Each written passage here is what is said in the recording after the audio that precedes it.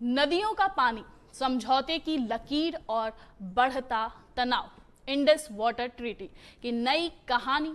सोचिए, एक ऐसी नदी जो पहाड़ों से निकलती है, सीमाओं को पार करती है और दो देशों की करोड़ों जिंदगियों को सहारा देती है। लेकिन जब यहाँ यही पानी संसाधन से रणनीति बन जाए तो हालात बदलने लगते हैं। भारत और पाकिस्तान के बीच एक बार फिर पानी को लेकर हलचल तेज हो गई है। इसकी वजह है 1960 में हुआ इंडस वाटर ट्रीटी, जिसने दशकों तक दोनों देशों के बीच पानी के बंटवारे को संतुलित रखा। इस समझौते के मुताबिक भारत को रावी, व्यास और सतलुज नदियों का अधिकार मिला, जबकि सिंधु, झेलम और चिनाब का बड़ा हिस्सा पाकिस्तान के पास गया। लेकिन अब तस्वीर बदल रही है। 2025 के बाद से हालात ऐसे बने हैं कि भारत ने इस संधि पर सख्त रुख अपनाया और अपने हाइड्रो प्रोजेक्ट जैसे बगलिहार, सलाल और दुलहस्ती डैम पर काम तेज कर दिया। ये प्रोजेक्ट सिर्फ बिजली बनाने तक सीमित नहीं है, बल्कि पानी के बहाव को नियंत्रित करने की क्षमता भी रखते हैं।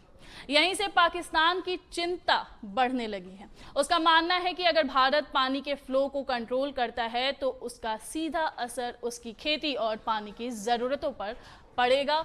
वहीं भारत का कहना है कि वह अपने अधिकार के तहत ही काम कर रहा है और अपने हिस्से के पानी का पूरा उपयोग करना उसका हक है। दरअसल ये विवाद अब सिर्फ पानी तक सीमित नहीं रहा, ये सुरक्षा, रणनीति और भविष्य के संसाधनों की लड़ाई बन चुका है। ऊपर से जलवायु परिवर्तन और बढ़ती आबादी ने इस मुद्दे को और गंभीर बना दिया है।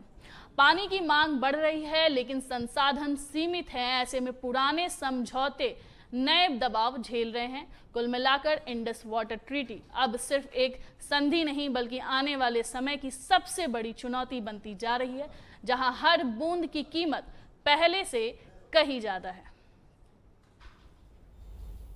डालेगा हम वो हाथ ही काट देंगे। और सिर्फ ऐलान नहीं कर चुके, 2 मरतबा 1-1.5 साल में दिखा चुके हैं कि अगर किसी ने हाथ डाला तो हम हाथ काट देंगे। लेकिन सवाल इंसाफ का भी तो है। हम तो अपने आप को बचा लेंगे। हमारी तो जो अफवाज हैं, उन्होंने 2 मरतबा सीसा पिलाई दीवार बनकर खड़े हो गए और दोनों मरतबा उन्होंने दिखाया कि पानी नहीं, हम तो हवा के ऊपर भी हाथ डालोगे तो तुम्हारा हाथ पकड़ लेंगे। The Indus Waters Treaty of 1960 will be held in abeyance with immediate effect until Pakistan credibly and irrevocably abjures its support.